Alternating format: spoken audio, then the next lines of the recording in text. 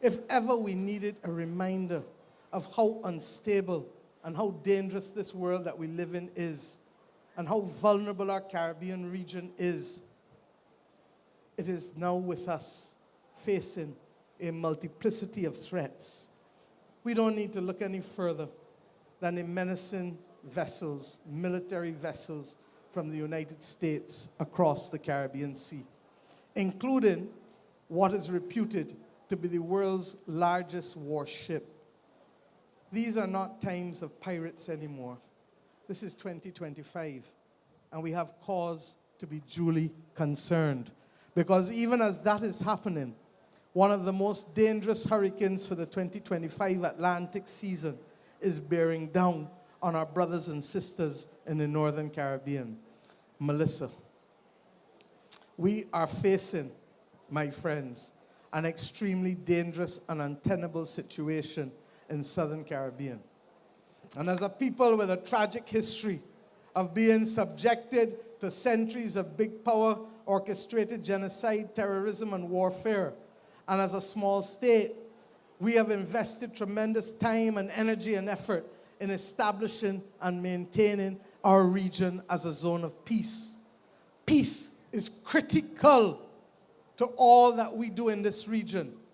And now that peace is being threatened, we have to speak up.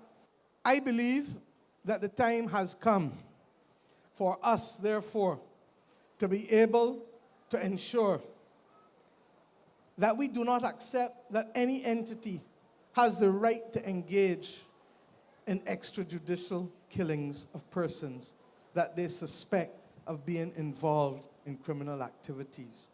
As I said, we stand for the rule of law.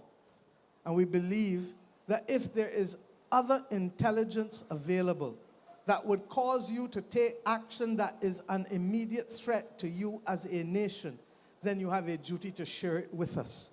But on the face of it, conflating law enforcement with military action is a dangerous step, as Kerry Simmons advocated a few weeks ago.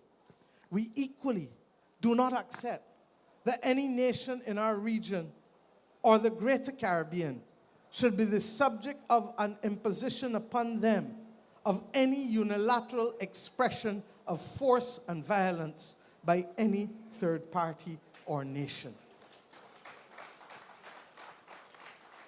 If there are conflicts and disputes that are in need of resolution, then the place that they need to be taken for such resolution is the United Nations organization. And the methodology that must be deployed for the resolution is one of negotiation and peaceful actions taken in order to ensure that we can settle disputes. Barbados has always been that place, and that is why we were the location for the opposition and government in Venezuela to sign the pact here a few years ago, because we are friends of all and satellites of none. And I say so comforted that this has been the position of every single government of the country since independence. The violent actions that this buildup has led to needs to be the subject of dialogue. And I have said before, almost every war in the world in history has been ended by dialogue. So let us have dialogue to prevent the war from starting rather than to stop it when it has started.